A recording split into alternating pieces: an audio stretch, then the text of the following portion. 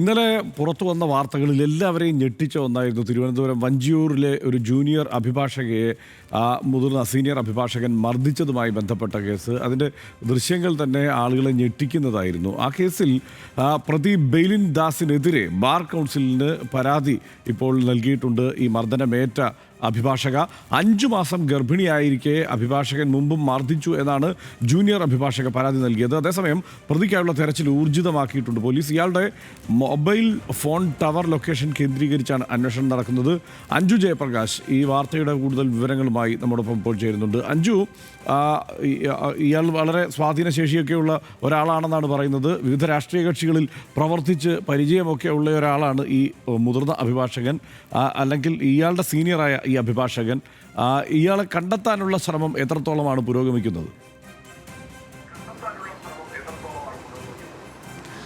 ഹർഷൻ, ഇന്നലെ ഈ സംഭവം ഉണ്ടായതിന് പിന്നാലെ തന്നെ ഈ പോലീസ് ഇയാൾക്കായി തെരച്ചിൽ നടത്തിയിട്ടുണ്ടായിരുന്നു. ആദ്യഘട്ടത്തിലൊക്കെ മൊബൈൽ ഫോൺ ഓൺ ആയിരുന്നു. അപ്പോൾ ഇദ്ദേഹത്തിൻ്റെ ടവർ ലൊക്കേഷൻ നോക്കി പാലോട് വരെ പോലീസ് എത്തിയിട്ടുണ്ടായിരുന്നു എന്നതാണ് ഇന്നലെ മനസ്സിലാക്കാൻ സാധിച്ചത്. പിന്നീട് ഫോൺ സ്വിച്ച് ഓഫ് ആയിരുന്നു. ഇയാളുടെ ടവർ ലൊക്കേഷൻ നോക്കിയാണ് പോലീസ് തിരച്ചിൽ നടത്തിയിട്ടുണ്ടായിരുന്നത്. പിന്നീട് ഒരു സൂചനയും ലഭിച്ചിട്ടില്ലെന്നാണ് മനസ്സിലാക്കാൻ സാധിക്കുന്നത്. ഇദ്ദേഹത്തിൻ്റെ കുടുംബാംഗങ്ങളെ ഇന്നലെ പോലീസ് കണ്ടിട്ടുണ്ടായിരുന്നു. അവിടെയൊന്നും എത്തിയിട്ടില്ല എന്നും അറിയാൻ സാധിച്ചു. ഇന്ന് രാവിലെ കുടുംബാംഗങ്ങളെയും ബന്ധപ്പെടാൻ സാധിച്ചിട്ടില്ല എന്നാണ് പോലീസ് പറയുന്നത്. എന്തായാലും ഇപ്പോൾ ഏറ്റവും ഒടുവിലായിട്ട് ലഭിക്കുന്ന വിവരം ഇങ്ങനെയാണ് ഹർഷൻ. ഈ സംഭവവുമായി ബന്ധപ്പെട്ട ഈ പെൺകുട്ടി ജൂനിയർ അഭിഭാഷക അഭിഭാഷകൻ ബെയ്ലിൻ ദാസിനെതിരെ ബാർ കൗൺസിലിൽ പരാതി നൽകിയിട്ടുണ്ട്.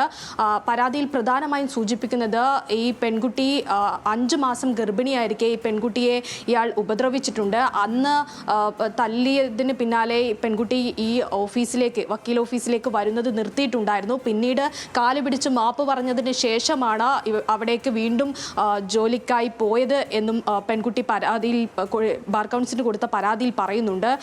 ഒപ്പം കഴിഞ്ഞ ദിവസവും തന്നെ മർദ്ദിച്ചിട്ടുണ്ടായിരുന്നു. തുടരെയാണ് മർദ്ദിച്ചത്. 3ാമത്തെ മർദ്ദനത്തിന് മുമ്പ് തൻ്റെ ബോധം നഷ്ടപ്പെട്ടു എന്നുൾപ്പെടെയുള്ള കാര്യങ്ങളാണ് ഈ പരാതിയിൽ പറഞ്ഞിരിക്കുന്നത്. എന്തായാലും ഇന്നലെ പുറത്തു വന്ന ആ ദൃശ്യങ്ങൾ ഉൾപ്പെടെ അത് വളരെ വ്യക്തമാണ്. ഈ പെൺകുട്ടിയുടെ കണ്ണു മുതൽ ഈ താടിയെല്ല് വരെയുള്ള ഭാഗം വലിയ തരത്തിൽ മുഖത്ത് വലിയ പാടുകൾ ഉൾപ്പെടെ കണ്ടതാണ്. വാ തുറന്ന് സംസാരിക്കാൻ പറ്റാത്ത സ്ഥിതിയാണ് പെൺകുട്ടിക്കുള്ളത് എന്നത് ഇന്നലെ വൈകിട്ടോടുകൂടി തന്നെ ഡോക്ടർമാരും പറഞ്ഞതാണ്. മുഖത്ത് ചതവുള്ള പാടുകൾ ഉൾപ്പെടെയുണ്ട്. അങ്ങനെയാണ് മെഡിക്കൽ കോളേജിലേക്ക് ഇന്നലെ അവിടെ നിന്ന് ജനറൽ ആശുപത്രിയിൽ നിന്ന് റെഫർ ചെയ്യുകയും ചെയ്തിട്ടുണ്ടായിരുന്നത്. എന്തായാലും ഇയാൾക്ക് സീനിയർ അഭിഭാഷകനെ ബാർ കൗൺസിലിൽ ഇന്നലെ തന്നെ അടിയന്തര യോഗം ചെയ്ത് പുറത്താക്കുകയൊക്കെ ചെയ്തിട്ടുണ്ടായിരുന്നെങ്കിലും ഇയാൾക്കെതിരെ നിയമ നടപടി ഉൾപ്പെടെ സ്വീകരിക്കുമെന്നൊക്കെ പറഞ്ഞിട്ടുണ്ടായിരുന്നെങ്കിലും പോലീസ് ഇതുവരെ ഇന്നലെ രാത്രി മുതൽ തിരച്ചിൽ നടത്തിയിട്ടുണ്ടെങ്കിലും ഇതുവരെ അയാളെ കണ്ടെത്താൻ സാധിച്ചിട്ടില്ല എന്നതാണ് ഇപ്പോൾ മനസ്സിലാക്കാൻ സാധിക്കുന്നത്.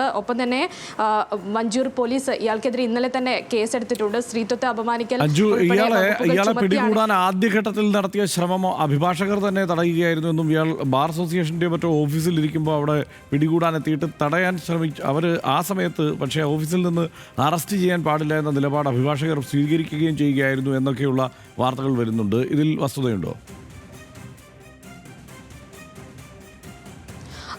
ഹർഷൻ, ഇന്നലെ നമ്മൾ ഈ പെൺകുട്ടിയുടെ കുടുംബാംഗങ്ങളോട് ഉൾപ്പെടെ സംസാരിച്ചതാണ്. അവർ പറയുന്നതും അതുതന്നെയാണ്. അതായത് ഈ സംഭവം ഉണ്ടായ ഉടൻ തന്നെ ഈ ബന്ധുക്കളും ഇവരുടെ ഭർത്താവും സഹോദരനും ഉൾപ്പെടെ ആ ഓഫീസിലേക്ക് എത്തിയിട്ടുണ്ടായിരുന്നു. ആ ഘട്ടത്തിൽ ഈ ബാർ അസോസിയേഷൻ്റെ സെക്രട്ടറിയാണ് ഇത്തരത്തിൽ തടയാൻ ശ്രമിച്ചതും ഈ ഓഫീസിൽ നിന്ന് ഇയാളെ അറസ്റ്റ് ചെയ്ത് കൊണ്ടുപോകാൻ സാധിക്കില്ല എന്ന് കുടുംബാംഗങ്ങളോട് പറഞ്ഞതായിട്ട് അവർ നമ്മളോട് വിവരം പങ്കുവെക്കുകയും ചെയ്തിട്ടുണ്ടായിരുന്നത്. പക്ഷേ ബാർ അസോസിയേഷൻ പ്രസിഡന്റ് ഉൾപ്പെടെ മറ്റുള്ളവർ തങ്ങൾക്ക് പിന്തുണ നൽകുകയും ചെയ്തിട്ടുണ്ടായിരുന്നു എന്ന് അവർ പറയുകയുണ്ടായി. എന്തായാലും ഈ സംഭവം നടന്നതാണെന്നാണ് അവർ പറയുന്നത്. അതായത് ഈ ഓഫീസിലെത്തി ഇയാളെ പിടിച്ചു കൊണ്ടുപോകാൻ സാധിക്കില്ലെന്ന് ബാർ അസോസിയേഷൻ സെക്രട്ടറി തങ്ങളോട് പറഞ്ഞതായിട്ട് കുടുംബാംഗങ്ങൾ പറയുന്നുണ്ട്.